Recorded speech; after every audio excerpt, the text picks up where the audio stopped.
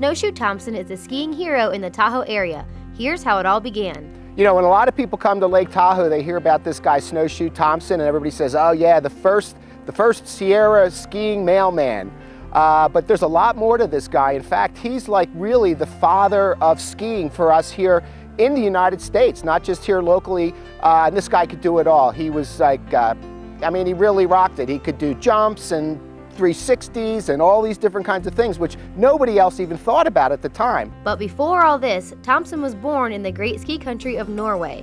His family moved to the U.S. when he was 10, where they settled in the Ohio Valley. And then he's growing up there, working in the farming business, and you know, then we have the big California gold strike in 1849. So Thompson thinks, he's now 24, he says, Mom, I'm going to go to California and see if I can't strike it rich myself. Thompson went through several jobs, mining, farming, and wood chopping, before he saw a need to help the Postal Service during the snowy winters.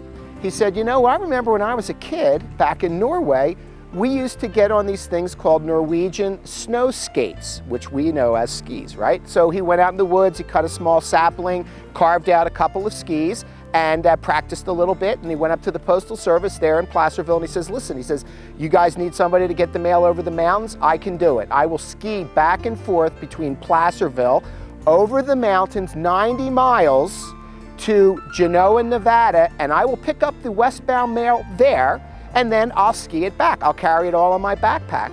Everyone doubted him and really never expected to see him again. Well, anyway, he takes off.